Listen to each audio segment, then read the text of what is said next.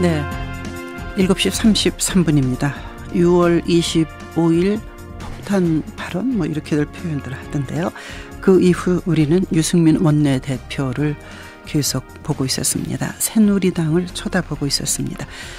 이슈토론 새누리당 보수혁신특별위원회 간사, 한나라당 대변인 지낸 안형환 전 의원, 박용진 새정치민주연합 그리고 전 민주당 대변인 지낸 두 분과 함께하겠습니다. 안녕하십니까?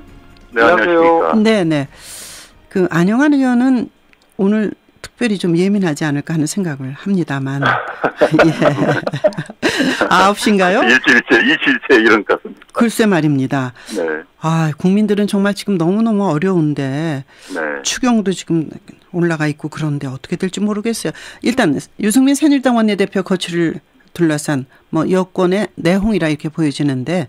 네. 오늘 9시에 긴급의총의 제목이 뭐죠? 원내대표 사퇴 권고? 사퇴를 위한 건? 뭐. 거취 논의입니다. 거취 논의. 예, 본래 어제 최고위원회에서 결정된 제목은 새누리당의 미래와 박근혜 정권의 성공을 위한 원내대표 사퇴 공고 결의안 채택을 위한 뭐 이런 식으로 갔었는데 네.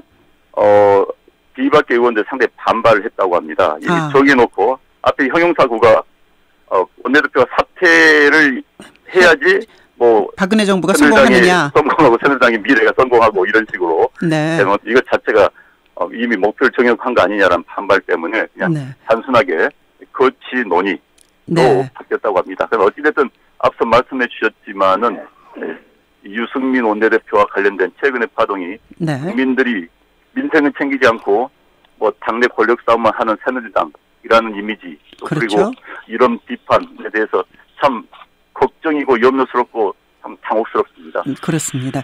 그런 가운데 유승민 그 의원은 얻은 게 참 많다. 뭐 그런 또 분석도 있고 시간이 갈수록 별로 유리할 게 없다. 정치 평론가 분석하는 사람들 요즘 대목만 났더라고요. 박용진 전 대변인 말씀해 주십시오. 네. 이 과정에서 우리는 이제 오늘로 이제 일단락이 좀 된다고 좀 치면요. 네. 말씀하신 것들 중심으로 해서 좀 정리를 해봐야죠. 네. 국민은 어려운데 정치권은 왜 이러냐.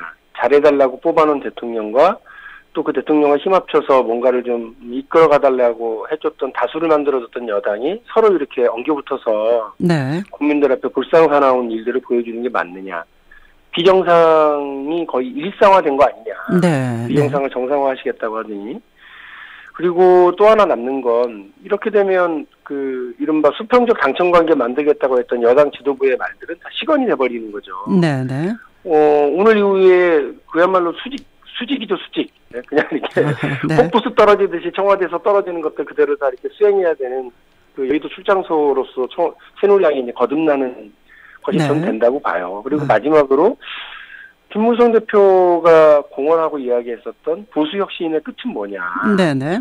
보수혁신 얘기하고 보수혁신위원회도 만들어서 열심히 노력도 하고 특히 우리 안형환 전 대변인을 간사로 또 이렇게 활약도 시키고 했었는데 보수혁신위원회 위원장인 김문수 위원장은 대구 안방 출마라고 하는 땅짓고 헤엄치기를 선택하고. 아니 그 말씀하시는 거는 김부겸 전 의원을 잘 모르셔서 하는 말씀인 것 같아요. 아니 일단 안방에 뭐 저기 산적 같은 사내가 하나 있다고 그러더라도요. 어쨌든 안방은 안방이에요. 네. 그리고 김무성 대표가 그 얘기하셨던 보수혁신 여러 가지 기대가 많았어요. 그리고 어떻게 보면 그 신보수 노선의 그 뉴 페이스가 유승민 원내대표였는데요. 네. 그 이제 뉴 가이 뭐 쿨 가이를 그냥 이렇게 쫓아내버리면 네네. 그 보수혁신은커녕 뭐 그냥 오히려 숙으로 가는 거 아니냐 이런 생각들도 들어서 남의 일입니다만 남의 일 같지 않은 그런 생각이 들어요. 뭐 그쪽 당도 그리 편하지 않아가지고 곳곳에서 저희는 당내 갈등이요. 네. 일상화돼 있어서 아주 고백을 하시네요. 자, 안형환 대변인 말씀해 주십시오. 박용진 대변인의 이런 말씀에 네, 뭐 이런 지적의 뭐 상당 부분은 뭐 수긍할 수밖에 없지요. 사실 뭐 새누리당의 내분 상태의 발발 원인 또 과정은 국민 여러분이 잘 아시기 때문에 이 과정에 대해서는 사실 부끄러운 부분이 많습니다. 그런데 이제 뭐 새누리당의 보수 혁신 부분은 제가 이 담당을 했기 때문에 글쎄요. 이미 보수 혁신 안은 새누리당 의총을 통해서 다 올라가 있습니다. 이미 다 채택이 돼가지고. 네.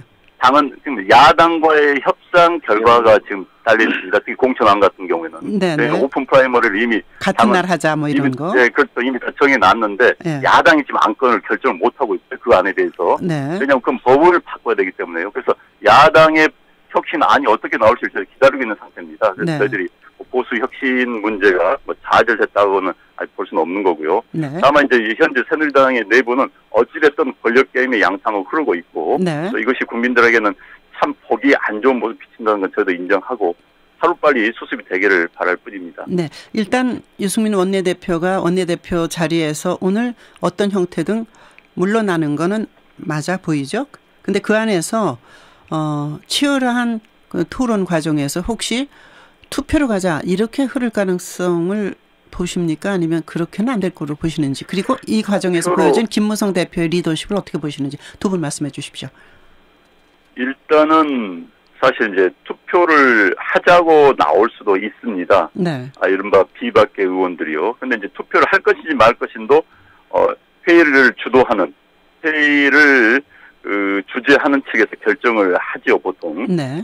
근데 지금 오늘 회의 주제는 의원총회는 본래 원내대표가 주재를 합니다. 그렇죠. 그런데 원내대표 유승민 원내대표가 참여하지 않는다고, 오늘 참석하지 않는다고 했기 때문에 아마 원유철 정책의장이 대행으로서 진행할 가능성이 높죠. 그런데 이제 표결을 하게 되면은 의원들의 성향이 드러나고 이런 반목이 심해집니다. 그렇죠. 그래서 지금 야당 같은 경우에는 의총을 통해서 3분의 1 의원들의 동의와를 거쳐 의총이 소집되면은 3분의 2 의원들 동의를 거치면 원내대표를 밀어낼 수 있는 정말로 잘라낼 수가 있습니다. 그렇지만 새누리당에는 그런 당헌 단계가 없습니다. 그렇다고 그래야 돼요. 그래서 권고안을 채택해서 원내대표가 알아서 의원들 뜻이 이러니 알아서 해라 라는 게 이제 이번 어떤 절충안이라면 절충안이죠. 그런데 여기서까지 표 대결로 간다면은 당이 다시 한번 내분에서 휩싸일 가능성이 매우 높습니다.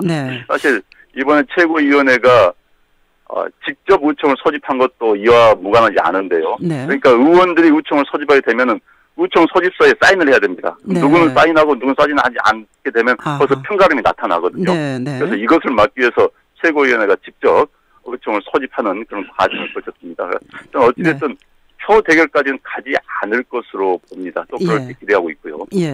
그 김무성 대표가 정말 곤혹스러운 표정이 그대로 나타나고 참 어려운 가운데 여기까지 왔거든요. 박용진 대변인께서 김무성 대표의 리더십을 어떻게 보셨습니까? 그러니까 이번에 제일 곤란한 지경에 빠졌던 사람은 유승민 원내대표가 아니라 김무성 대표다. 그 말씀에 저는 일단 크게 공감을 해요. 그리고 김무성 대표가 이번 일에서 너무 이렇게 좌고우면했던 거 아니냐. 그리고 당 대표이자 차기 대권을 노리는 사람이자 그다음에 어떤 리더십을 보여줘야 되는 정치인이 관리자 역할만 하려고 그러는 거 아니냐. 그러니까 정치인이고 리더라면 어려운 상황에서 결단하고 돌파하는 모습을 보여줘야 되는 지도자의 이런 모습을 보여줘야 되는데 그렇지 못하고요.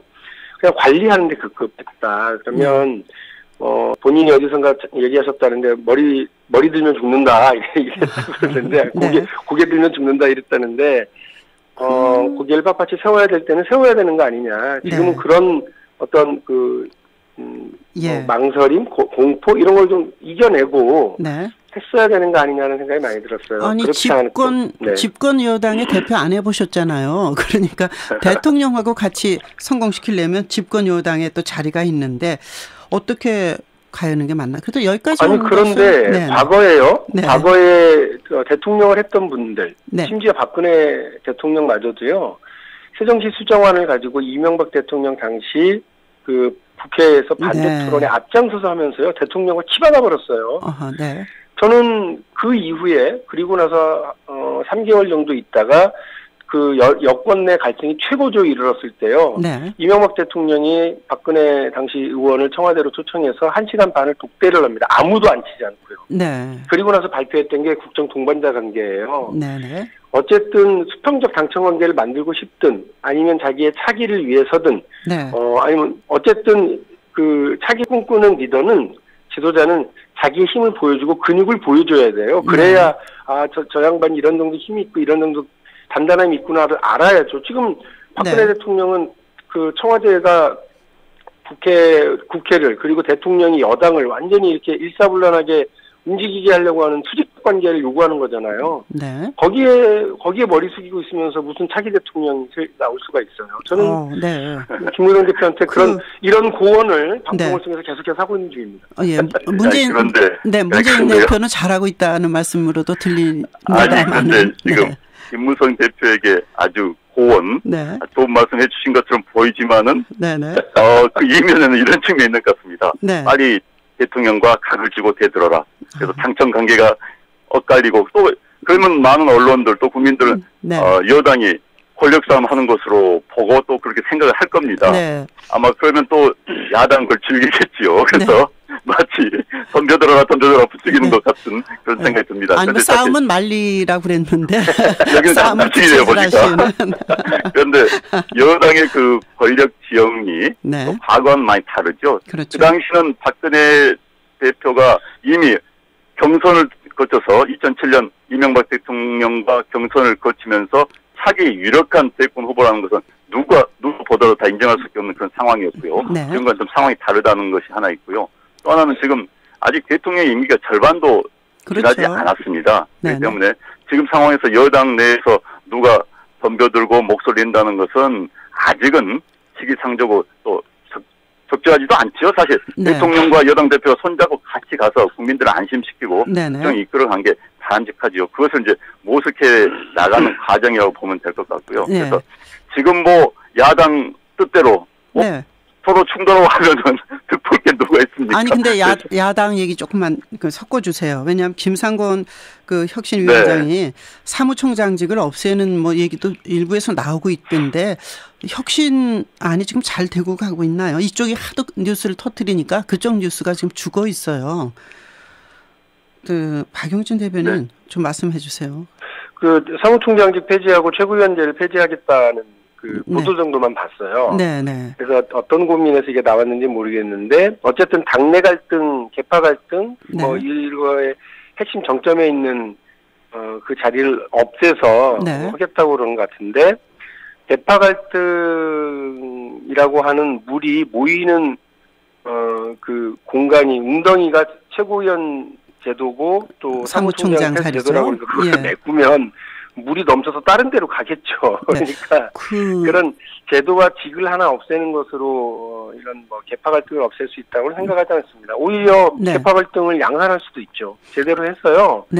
그 뭐 다른 나라의 얘기긴 합니다만 정파 등록제 등을 통해서 이야기를 해보는, 그러니까 오히려 책임을 지게 하는. 지금 개파는 장막 뒤에서 밤에 모여서 얘기하고 그것을 당 리더, 그러니까 공식적인 리더들을 통해서 실현했다가 실패하면 그 리더들이 물러나고 개파는 그대로 운전하는 이런 책임지지 않는 방식이라고 그런다면요. 이제는 개파를 햇볕 아래로 나오게 해서 양산할 수 있는 이런 제도를 만드는 것도 맞다고 저는 봐요. 그냥 일부 그 직을 없애고 제도를 없애는 방식으로 가면 그것만 바라보고 그러니까 그 부작용만 바라보고 없앴던 거면 또 다른 부작용이 생길 수 있지 않을까라는 걱정이 들어요. 정책위 의장 어떻게 됐습니까? 최재천 의원을 한쪽에서 말하고 있고 또 아직 결론 나진 않은 걸로 알고 있어요. 뭐 이렇게 그쪽도 복잡합니까?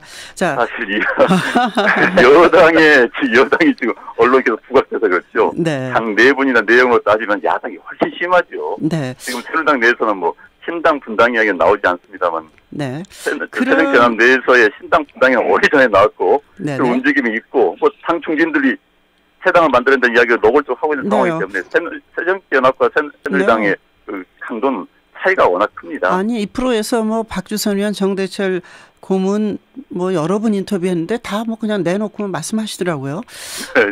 그러면 이제 다시 질문 드리면 두 분의 말씀 속에 공통 분모가 색깔이나 뜻이나 철학이나 특히 이제 경제 철학 같은 게 비슷한 사람들끼리 모일 수 있는 중도 뭐 개혁적 신당 이런 것이 필요하지 않냐는 일부 언론은 얘기했는데 그 점은 어떻게 보십니까? 예를 들어 뭐 박영선 의원 내일 인터뷰하기로 했습니다마는 그런 걸 어떻게 보시나? 이혜훈 전 의원, 유승민 의원 경제를 쳐다보는 눈이 비슷하지 않냐 이런 얘기들을 하던데요. 사실 정치라는 것은 특히 정당은요. 민주국가의 정당은 같은 이념, 같은 정책을 가지고 있는 사람들의 모임입니다.